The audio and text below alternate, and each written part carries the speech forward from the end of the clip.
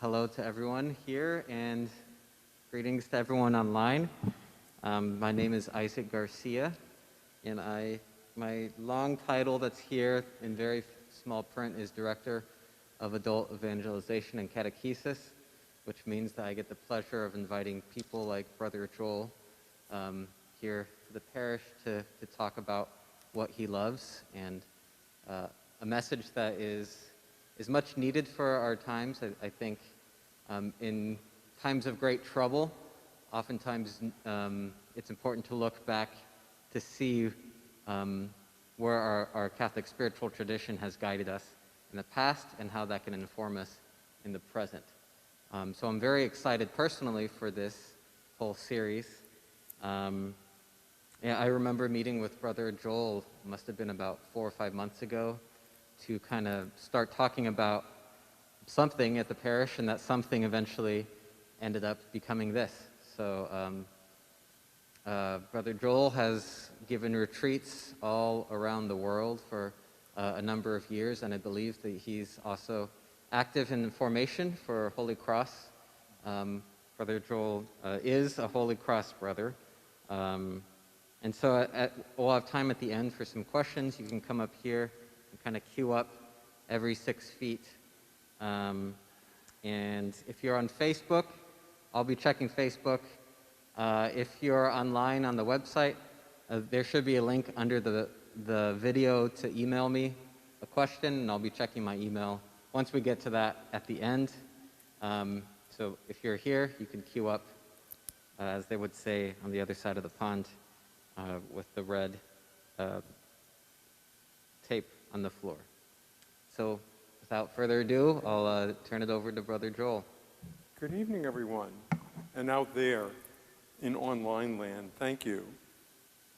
As it was mentioned in the bulletin and, of course, in the back of the handout, this evening is really an introduction to what we will talk about.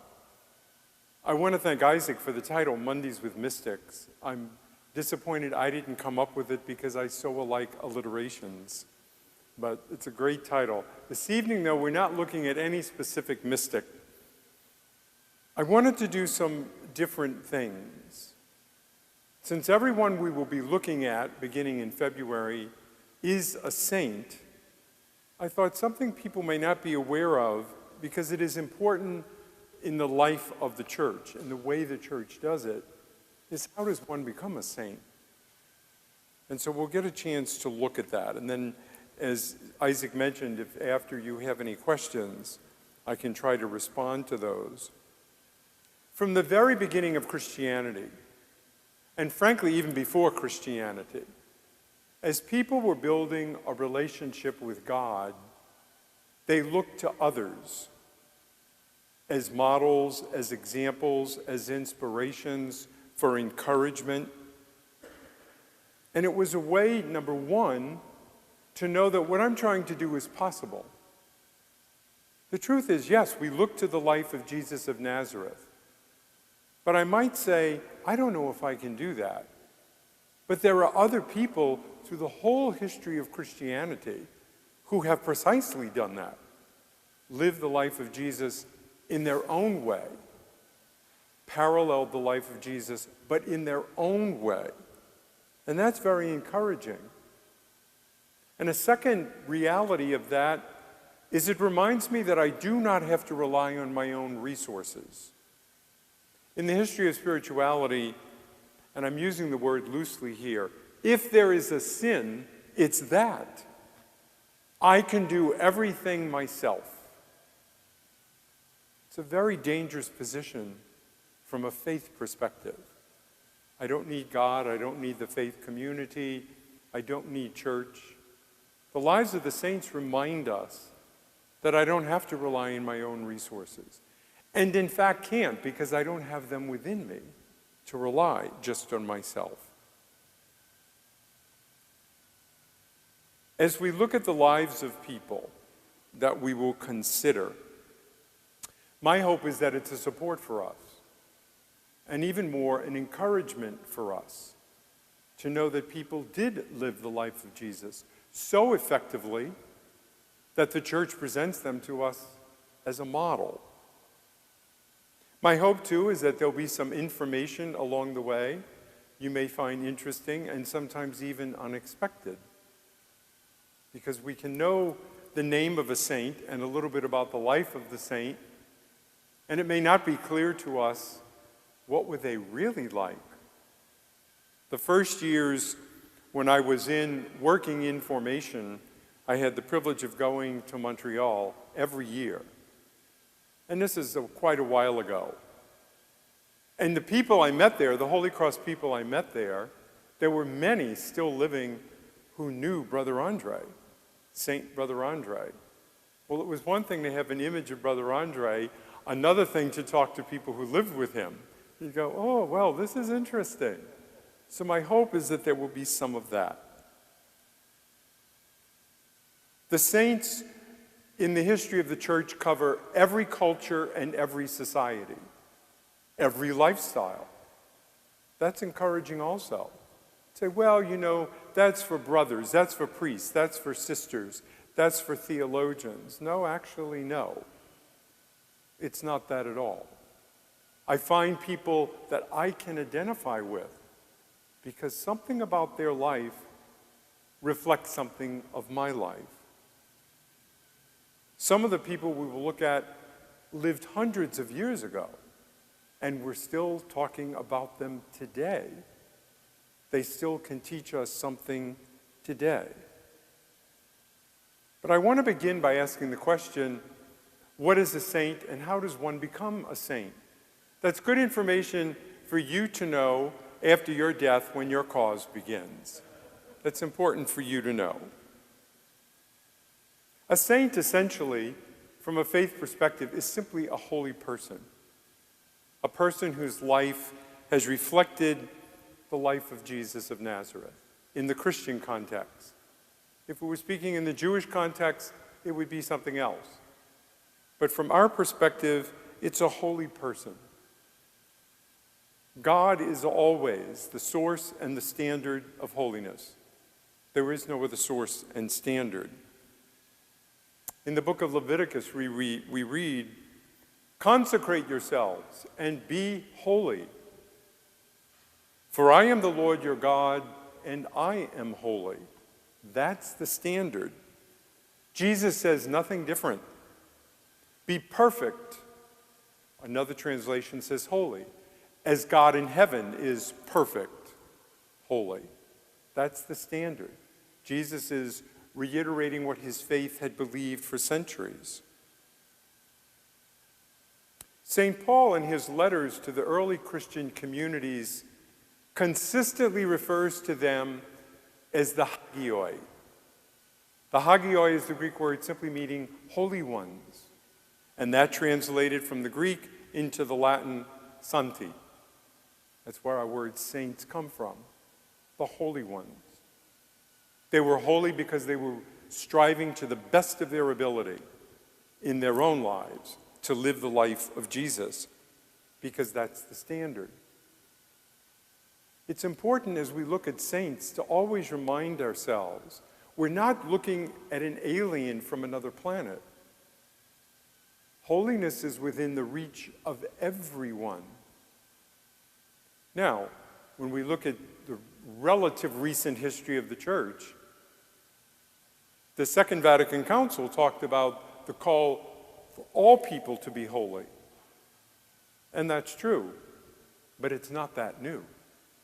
It goes back centuries before the 20th century. As I mentioned, in every culture, in every society, in every lifestyle, people have found ways to be holy. All of us can be saints. All of us are called to be saints. I think if you would ask someone like St. Brother Andre in his lifetime, or simply said to him, you know, one day you'll be canonized, I think his first response would have been laughter. Like, I'm just doing what I'm called to do. In contrast to someone like a Saint Teresa of Lisieux, who said in her lifetime, not only will I be a saint, I will be a great saint. You're going, oh, okay, we don't usually say that stuff out loud, but it became true for her. She became a saint, and she became a great saint. Holiness is rooted in God, and so in a relationship with God. As the church continued to grow and moved further and further away from the actual life of Jesus, the historical life of Jesus, the church looked to other models, people who were around Jesus, who knew Jesus. And they too, we had to figure out, well, Jesus lived as he lived, but how are these other people who were following him? How are they living? How are they doing this in their own life? That was important, especially in times of persecution. Because persecution always forces us to a decision. Either you're with this Jesus person or you're not. Well, I needed also other models, people who had lived through those times of persecution. There's always been, in the history of the church, women and men who have lived the life of Jesus for others to see. They didn't all do extraordinary things. They didn't all perform miracles. What they did was live the life of Jesus to the best of their ability.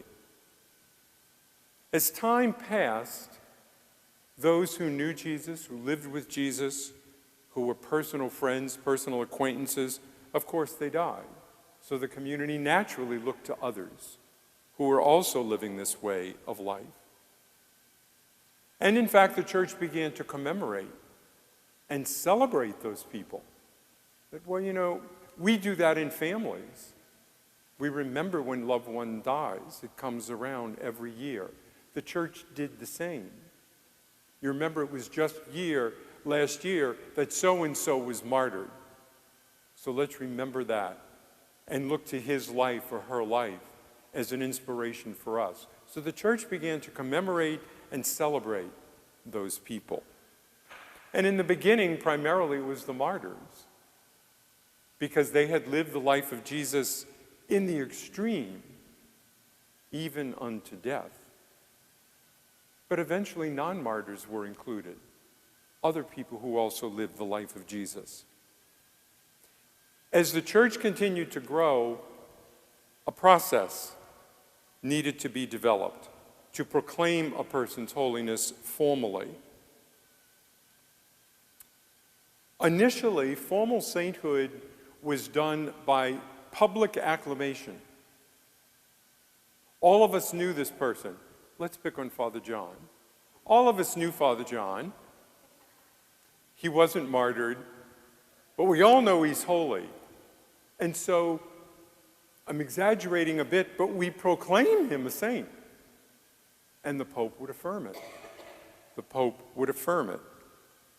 But as you can imagine, and after that affirmation, the person's name was listed in the catalog of saints. And the first catalog of saints was called the Martyrology. It's all those who had died for the faith. And eventually others. And the Martyrology is still kept up to date even today. But eventually others were added who were not martyred. And some, that goes on for a very long time. St. Francis of Assisi lived in the 1200s. St. Francis was proclaimed a saint within hours of his death. In fact, they had to bury him with an armed guard because people came with knives to take relics, like I'll cut off his finger. Right. But it was by public acclamation that clearly he's a saint. So let's declare him a saint. So sometimes as very popular saints, when you visit their tombs, it's literally a tomb and it's surrounded by steel bars. So no one could get in and steal anything. Because he's so holy, I want a piece of him. Brother Andre was similar. People referred to Brother Andre as a saint before he died. But by the time of Brother Andre's beatification and canonization, a whole process had developed. Human nature eventually entered into this. Sometimes people were proposed for sainthood for political reasons. He should be declared a saint because he agrees with my policies. And a king or a queen would put enormous pressure in the Vatican. Or sometimes someone was declared a saint or proposed to be declared a saint in opposition to someone else. You think he's holy, canonize his wife. She had to live with him. You know, those kinds of things. So both politics and a sense of emotion could enter into this. It's not until the 1500s, which is not that long ago when you look at a 2,000-year history. It's not until the 1500s that the church began to develop a more formal process. And hopefully, that process was to reduce the amount of politics that was involved in this, and also that emotionalism of fighting back and forth, who was holy and who wasn't. A more formal process was introduced. And one of the main things it introduced was time. We're going to take time to do this. Because as we take time, people who have all those emotions, who have all that stuff, they will die. It seems strange to say, but we need to take much more time.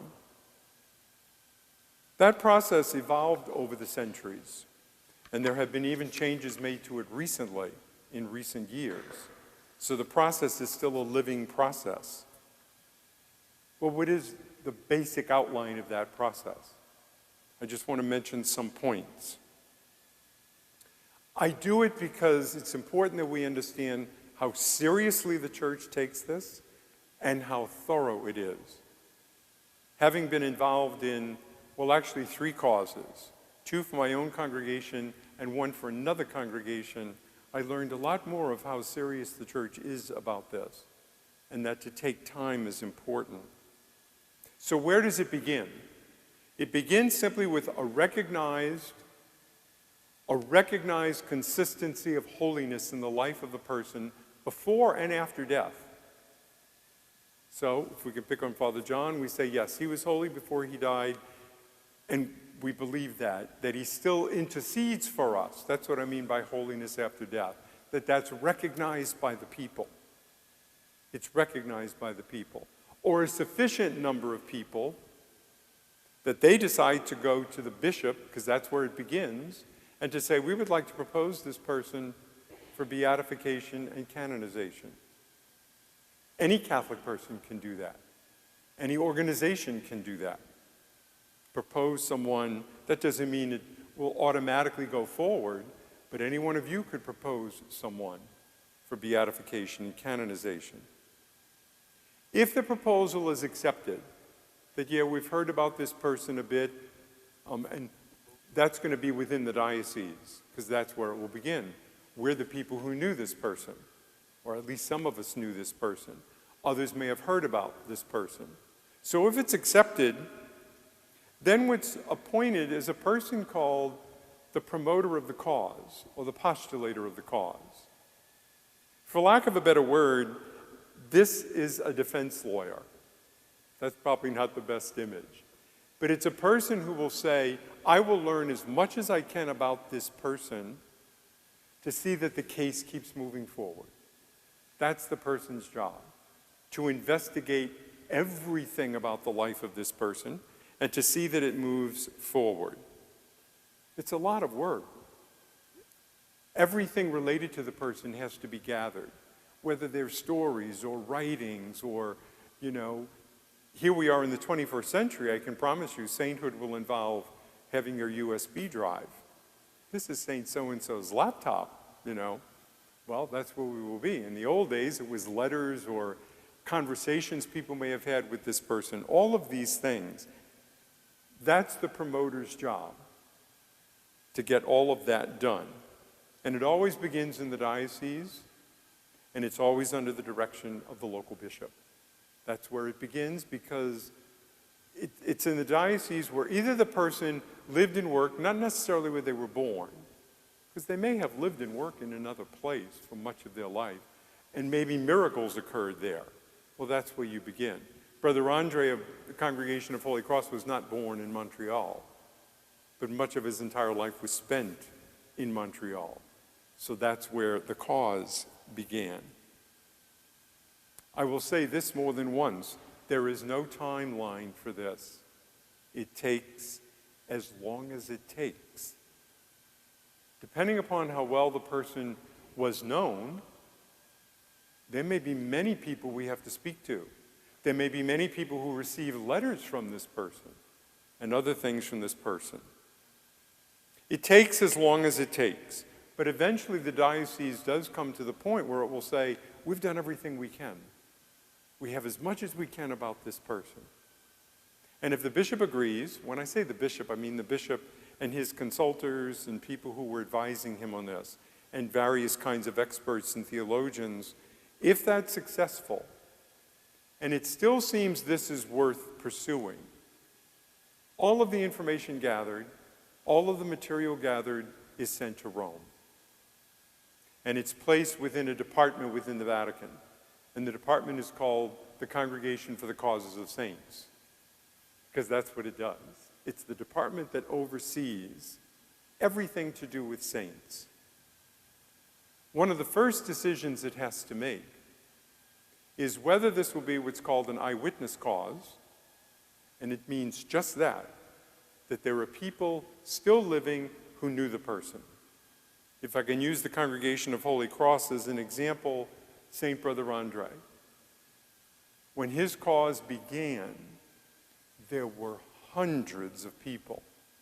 You can see why it takes time. Hundreds of people who knew him on all levels. Some might have just been acquaintances. Others worked for him as the oratory in Montreal was being built. Some were more intimate. They were his brothers in community. They lived with him, ate with him, prayed with him. They knew his ups and downs. And then there were others that might have just met him incidentally.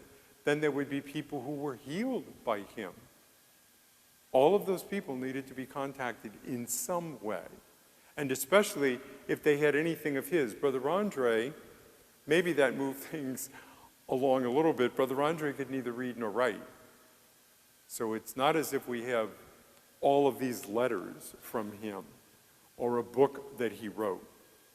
All of that would have to be looked at. In Andre's case, it was mostly people, but it was an eyewitness cause. The other way is what's called a historical cause. It's a matter of history. That's what it means. No one's living right now. No one is living any longer who knew the person in that way. As an adult, to engage the person as an adult, as we do, we have an impression of them, their ups and downs. There's no one like that. But still, the person can be a model of holiness. And again, if I can use the Congregation of Holy Cross, Blessed Father Moreau started, unfortunately, as an eyewitness cause. And on Holy Cross's part, that was a mistake. It needed to move to be a historical cause. And the effect of that is it slows everything down. Unlike Brother Andre, Father Moreau wrote a great deal. He had many, many personal and community letters. All of this material needed to be examined by experts and theologians and historians. But since the cause is now in Rome, and Rome decides, eyewitness cause, historical cause, Rome appoints what's called the promoter of the faith. We have the promoter of the cause, who's the defense lawyer, for lack of a better word. The promoter of the faith, the nickname for the promoter of the faith is traditionally the devil's advocate. And the job is to find out, is there anything here that would in any way compromise the teaching and the faith of the church? And that's important. Because you may have a wonderful collection of material, and this has happened, and you come across a writing where the person is saying, well, you know, Jesus in the Eucharist, I don't know about that yet. Oh my, you can imagine some red flags will come up pretty quickly. Say, well, we have to, but even that will be studied, not whether or not Jesus is in the Eucharist, but is he using an example? What is the context in which the person says it? Maybe it is something innocent because something was being demonstrated by using that. So anything like that, the devil's advocate, the promoter of the faith, is precisely to do that, to protect the faith. to protect the teaching of the church. That takes time, because someone with many writings or interviews with people or conferences, all of that needs to be looked at for theological accuracy and consistency with the faith. The Vatican will do very similar things the diocese does. There will be a call for any letters, because in the case of someone like Father Moreau, yes, he wrote letters in France, but he also wrote letters to the United States. Well, now I discover, oh, I have a letter from Father Moreau, or I have something Father Moreau gave to me. It's your personal property. All the Vatican wants is a copy. So anything like that must be officially copied, notarized, and then sent to the Vatican, because it's a piece of writing from the person. The same would be true whether it's a historical cause, because you may have something, well, a good example for Father Moreau, the 5th generation is still living. The 5th generation of his descendants is still living in France, and they had letters from him. Sometimes they were just family letters. It wasn't anything theological or religious, but the Vatican needed those letters, because everything must be examined. If all of that is accomplished successfully, and there's no way to say how long it would take, it takes as long as it takes. Finally, the Pope will affirm the holiness of the person, and the person is given the title venerable. That's the first level. And again, if I can use the Congregation of Holy Cross, in Holy Cross we have Venerable Patrick Peyton. That's an important, that means all of the hard work, if we can say that, all of the hard work is done. And the door is now open for beatification. But there's no type of public veneration.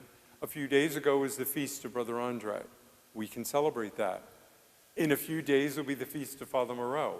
We can celebrate that because he's blessed. We do not yet celebrate publicly, that is in the church, Patrick Peyton. Can you personally pray to him? Of course, you can personally pray to anyone. You know, anyone that we believe is in heaven for our intercession, parents, grandparents, friends, anyone. But there's no public veneration. The final stages of all this are also important. It's one thing to see the person as holy and consistently holy. It's another thing to speak about their continuing intercession for the good of the faithful. And that needs to be demonstrated. It needs to be evident that this person is still involved in the lives of the faithful. And right now in our history, the Church believes that the clearest declaration of that, the clearest manifestation of that, is through a miracle. And usually it's a physical or a medical miracle. By medical, I mean, some condition you have. Physical, it might be something from birth. You've been lame from birth. It's not really medical in that sense of the word. And you're cured. 2 of those are necessary before the Pope will issue a decree of beatification, thus giving the person the title blessed. Now, it's important to know the Pope can waive one or both of those miracles. He waived one before Brother Andre was beatified, and he waived one before Brother Andre was canonized, and he waived one before Father Moreau was beatified. It was understandable, especially in the terms of Brother Andre, because he was so, in Holy Cross we say Brother Andre is like a rock star. He was so well known and so well beloved that the cause moved more quickly. And with that, with the declaration of being blessed, public veneration can begin. We can celebrate a blessed within the church as a community. Why? Because the person is now an example. The person an example for all people. One of the recent changes to the process, and it was a very good change, beatification always took place, as did Brother Andre's beatification, in Rome, and the Pope presided. Pope Benedict XVI, and I think this was rather brilliant, said, no, a beatification is a celebration of the local church. The celebration will take place in the diocese where all of this began. So Brother Andre was beatified in Rome. Father Moreau was beatified in France. In fact, he was the first beatification in France in modern time. Well, no, ever. They weren't done in the countries. So when we had his beatification, the Prime Minister came. And the very next day, there was another beatification. And they asked, well, Mr. Prime Minister, are you going to the beatification tomorrow? And he said, no, because this is the first. He just wanted to be seen at the first with all of the cameras and all of that going. So that was a very good move on Benedict. So when Father John is beatified, it will be here in the Diocese of Austin, probably. Although the process will have to begin in his home diocese. But people will look, where did he live? Where did he work? Where did he make his contribution? And then we go back a bit. Usually it's 2 more miracles are necessary for the Pope finally to issue the decree of canonization, after which a person is called a saint. But again, the Pope can waive one or both of those miracles and simply move forward with it. Somewhere in this whole process, well, that's really the process from beginning to end. It begins in the diocese, and the ultimate end is when the person is declared a saint. We do throughout the history of the Church, we have people who are blessed and were never canonized. And there's nothing wrong. It's that somehow in the lives of the faithful, the intercession did not seem to continue. And there are other people that we call venerable even though they're canonized. We have Venerable Bede. I can't remember the date. But he was called venerable before he died. So even after he was canonized, they kept the title venerable. And then we have some who were never canonized officially, but are saints. Saint Bruno, I think his feast is in October. He was never canonized because his religious community forbids any member, even today, to accept any honor of any sort, including beatification and canonization. And the popes have always respected that. So they become saints, but they're not honored formally by the church with a big celebration, because it's just not the way their community is. All of it takes time. It takes time because it's a serious matter. The proclamation of sainthood is saying 2 things. First, that the person is worthy of imitation. I can't live their life, but there may be aspects of their life that encourage me, and I can do those things too. And secondly, that the person is an effective intercessor in the life of the church. That doesn't mean I'm going to get what I pray for. It never says that. But it means that I can pray to the person with confidence that I'm heard. The process can begin immediately after a person dies. Usually, it does not, beatification and canonization usually do not happen within the period of 50 years. Remember I said one of the things about the process was time, so that any emotion, any politics, all of that fades away. Have we seen that? And the Pope, yes, most cases. But have we seen cases where the Pope could waive it? Yes. In our own lifetime. Well, maybe not the first. The first I would mention is before Brother Andre's beatification, when he was declared blessed. That was within 50 years. But it should be vivid to you. Mother Teresa of Calcutta, blazingly fast.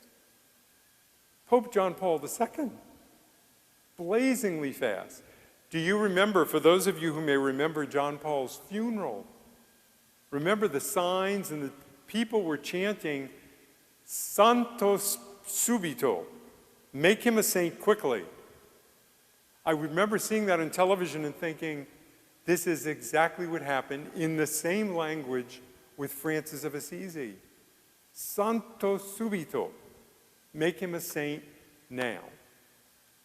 So we've seen it, where people can become saints very, very quickly because the church is confident in the teaching of this person, the life example of this person. So we've seen it again and again. Mother Teresa, the Holy Cross people who lived in India, after her death, it was very interesting. They said all three major religions in India declared her a saint. I don't mean officially. The Christians said, of course she's a saint. The Hindus said, of course she's a saint. The Muslims said, of course she's a saint, because we know what she did among the people. So that's very much like public acclamation, even across religions, of the holiness of this person. There are hundreds of saints, and the Church's purpose of doing that is precisely to give us, I almost want to say, an HEB, that I want to go look and see who is attractive to me, who can support me in my life as it is. Martyrs are often dealt with a little differently. Martyrs are those who died for the faith, never because they're just in the wrong place at the wrong time. That's not martyrdom. It's specifically dying for the faith. And the determination that the Church needs to make is precisely that. Did this person die for the faith? The Congregation of Holy Crosses most certainly had people die in the course of their ministry. By that I mean being killed in the course of their ministry. But only one I really think ranks possibly as a martyr. And Pope John Paul II hinted at that at one point. It was a priest who served in Rwanda, if you remember the genocide in 1994. And he was collecting babies whose parents had been killed. And he was giving those babies to other family. And he was killed because of that. He was killed precisely saving the lives of innocent infants, really, because their parents had been slaughtered in the genocide. And he died because of that, because people knew what he was doing to save the lives of these babies who should have been killed in their minds, should have been killed. So once it's confirmed that the person has died for the faith, in service of the faith, in action of the faith, usually the Pope will simply beatify the person, and that's a beginning. Just moves them right to that level. All of us have the potential to become saints. That's important, I think, for us to know. It's simply a matter of living as Jesus lived to the best of our ability. The last thing I want to comment on says Mondays with the Mystics, the mystical tradition, and what is a mystic. As the Church continued to grow, people from all styles of life began to reflect on their relationship with God. Began to reflect on their relationship with God. As that, and they would write about it. They would talk about it as a way to support others, as a way to encourage others. As that body of material began to grow, we called it the mystical tradition. What is the mystical tradition? It's looking at one's relationship with God from an experiential perspective, not from a theological perspective. That's an important difference. If I can look at my experience of God, I learn something about God. I learn something about the way God works in life. The Church has always looked to that. Now, they may be canonized saints, but we're not going to look at this evening. It's a whole other process. Whether your writing on that becomes part of this strong tradition. It affirms that we can know something about God. We can know something about the way God works, and we can even know something about why God does what God does. because we have centuries of these writings. And that's what we will look at in the other sessions on these Mondays. We can know something about God by looking at our own experience. We may not be completely accustomed to that as Westerners, I think, because our first inclination may be to analyze, to say, let me think about this. It's interesting, one of the most, we do that in this faith community. One of the most ancient forms of prayer, physical bodily forms of prayer, is this. And reflect upon it. This is a source of power. It goes back to Hebrew theology. This is a blessing. I'm sure they've had instances where Father John or Father Carl may have said, well, let's bless those who are celebrating an anniversary. So this is a source of blessing. It comes out. This is a source of reception. I'm praying this way. And where does this go? To the heart, not to the brain. We would look funny if our arms get wet, but it's very interesting. Our blessing and our receiving God's grace bypasses the brain. Because Father John could say, please raise your hand. I'm not about to bless that person. I don't care. That's putting your hands up here. It bypasses and comes from the heart. It bypasses the brain. And when I ask God for something, I bypass the brain. That's the mystical tradition. What can I know of a God that bypasses the brain? That comes from my experience, comes deep within my heart, so that I can give a blessing freely. Even if it's a neighbor I'm not crazy about. It's their anniversary, I'll bless them. And I'm asking God. And the power of this kind of prayer, petitionary prayer, is that I'm asking without an agenda. If my hands were coming out of my head, God, I'm asking you for this grace, and by the way, these are the 4 points I want you to meet. What's the point? Think of it. The mystical tradition speaks of our relationship with God by bypassing the brain. It goes into the heart, and it comes from the heart. And that has taught us over the centuries a great deal about the nature of God that we may not find in theology books so quickly. Because someone has said, this is the way God has worked in my life. I know this and I believe this. And it may not be so easily explainable because it's coming from the heart. Very often, and we'll see it, mystics struggle. It's the experience of, I know what I'm experiencing, but there are no words to tell you what it is. If you've ever had that, it's very frustrating. I know what I'm experiencing, but I haven't found the words. So it's like this, or it's like that. That's how the mystics will often speak. It's like this, but not exactly. Because they don't want to just think about it. They are great thinkers, but they're much more heart people because it comes from there. A mystic is simply one who has been initiated into a mystery.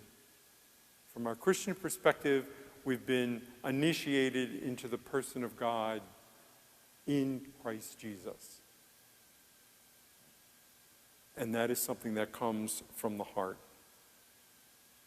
By faith and experience, the mystics proclaim with St. Paul, the life I now live is not my life, but the life which Christ lives in me. God is the center of their life. God is the immovable center of their life. They're in a passionate love affair with God. That's what a mystic is. And everyone we will meet in this series is in a passionate love relationship with God because it comes out of their experience of what God has called them to do. That's true of Jesus of Nazareth. That's true of our God. Which God sends a son to be crucified. And the son says, not my will, but yours be done. That's an experiential, passionate love relationship.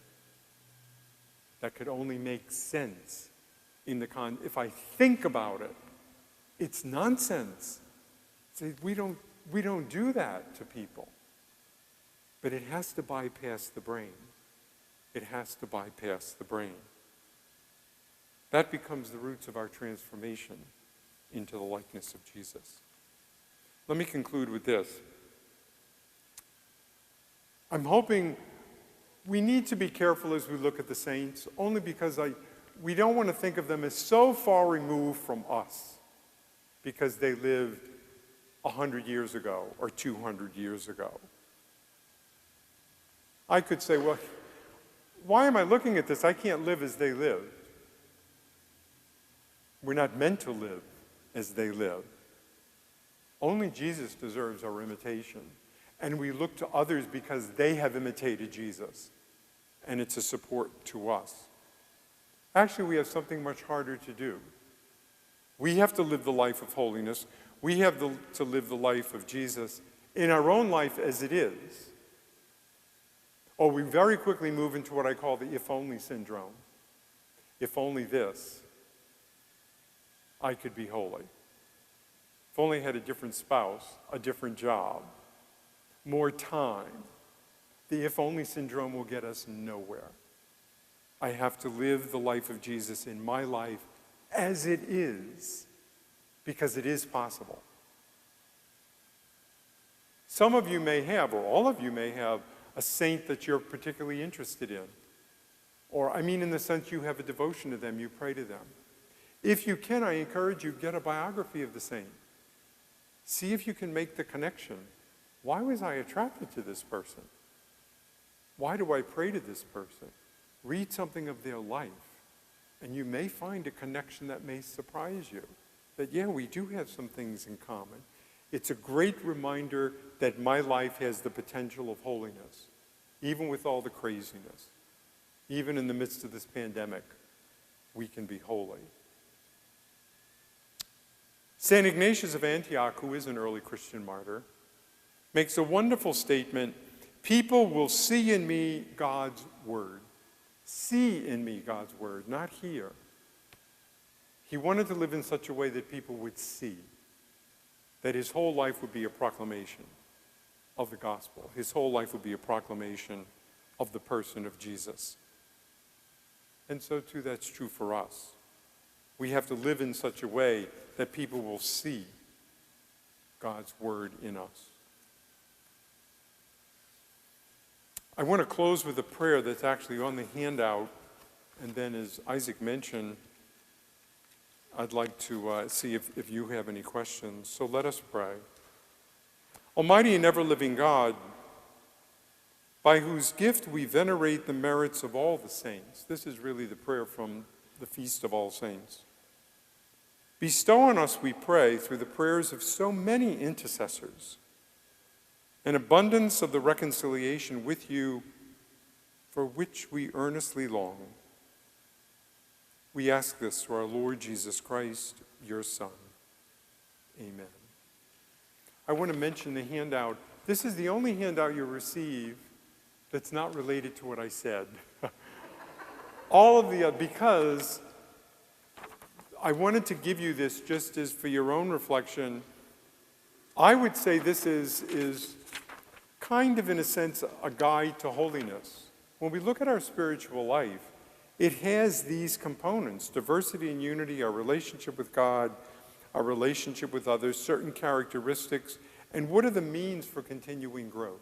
So it's true, I didn't address this. All the other handouts will directly address what we're talking about. But I wanted to give it to you as a guide, because people will say, well, look at my life. How am I supposed to be holy? Well, some of this, I think, will touch you in your own way. But anyway, if anyone has a question or a comment or a confusion.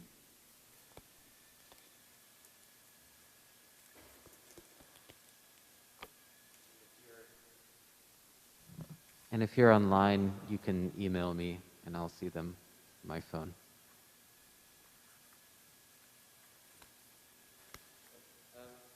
You could say it and I can repeat it. It's just so people can hear it.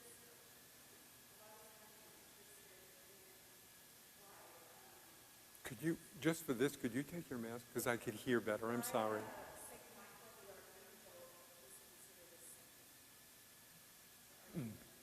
So the question is why St. Michael the Archangel is considered a saint.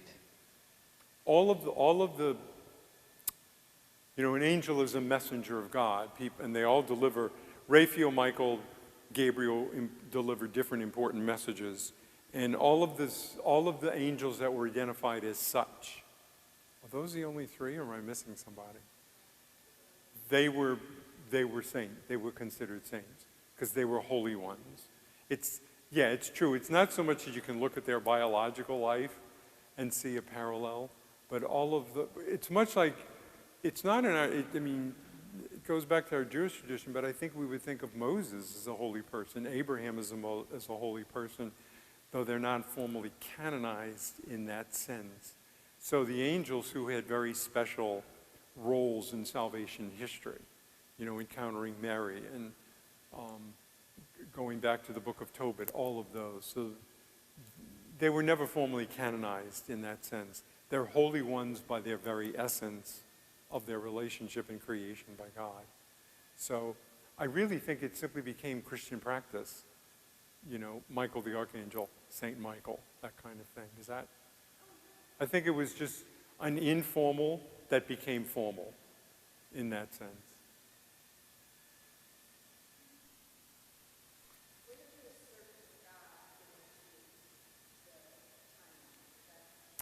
That's a very good question, and it occurred to me when I was reading this today that, I forgot this, but I can't keep going on and on and on. Servant of God is really when the cause begins. So, for example, Dorothy Day is a servant of, there are many servants of God. It's just beginning. It's in the process of, and then the next thing is venerable. The next thing is venerable. So servant of God is when the person, because when you think of it, everyone's a servant of God. But these are people where someone has proposed, let's look at, for you, your sainthood. So you would become servant of God. It's a beginning, but again, it's not until we reach the level of blessed that you would have any kind of, like a novena to the person, or a mass in honor of the person, or even a parish named after them. It just doesn't happen until that level. So, actually, Holy Cross has, are they servants of God, actually? Yeah, we have 3 servants of God. To give you an example, when I mentioned about a collection of letters, one of those is Brother Flavian. He lived in Bangladesh. He was from Canada, but he lived most of his life working among the very, very poor fishermen. But interestingly enough, he had a very, Justin Trudeau, the Prime Minister, who was his father's name? Pierre. He had a lengthy correspondence with Pierre Trudeau. So my guess is, if his cause moves forward, we will have to be writing Justin Trudeau to say, does your father and your family have any letters from Brother Flavian? Because they had, and even Pierre Trudeau visited him in Bangladesh. So that just shows you, it would start in his home diocese, but it would become much bigger then all of a sudden when you see where people wrote. So yeah, we have 3 servants of God. One is a bishop, and then Brother Flavian, and who am I missing? Theotonius Ganguli, Flavian, and there's one other. Why am I brain dead? I'm sorry. And so for someone like Father Moreau, we're simply waiting for another miracle. I think the Pope would forget about the second one, I have a sense. So we're just waiting for a miracle. One was submitted. It shows you that that's a little process in itself, not to go on and on. But a miracle was submitted already for Father Moreau. But when a miracle is submitted, it was a medical miracle. There is a panel of doctors, and independently, they have to agree unanimously that they can't explain it. Well, that never came to be, so then the miracle is discarded. But I met the priest who is the subject of that, and he believes it was a miracle. I met the priest when I was in India who was cured, but the doctors They weren't willing to put it on the level of miracle. That's the thing.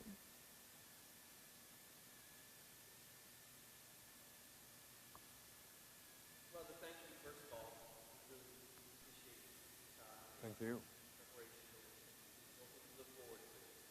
I wanted to ask if there was any thread that you can reflect on, maybe why you chose specific saints that you'll focus on throughout these months. And Or you mean the people? yeah, the specific ones that you're prepared to speak about in detail. You just answered the question for me. When I first was meeting with Isaac, I'll be honest, I said, I really don't want to speak about people I don't know extensively because I knew questions might come up. And maybe the other reality of me is I'm most interested in people who've probably been dead 400 years. Because my background is sort of classical spirituality. That's not saying we don't have people who've been outstanding even in the 20th century. But all of them I've met over the years and have studied. And so they're people who speak to my experience. And that's how I try to read them. So, and we'll see that because every other handout, like next month is Francis of Assisi. Well, I'll actually give you some of his texts to see what did he say, what did he actually say that we might be able to take home with us. Say, I need to look at that for my life. So that's that experiential part. But thank you. Thank you. I'm conscious of our time. So thank all of you online and thank all of you here. Do you want to say anything? Well, thank you, Brother Joel. No questions online, it looks like, though there was a connectivity issue with Facebook, which is a modern technical difficulty, I guess. But just to reiterate, next time we'll be back here February 8th, the second Monday of February at 7 p.m., St. Francis of Assisi. And so thank you, Brother Joel, for your time and all the work you did to prepare for this. And we look forward to next month's topic. Thanks.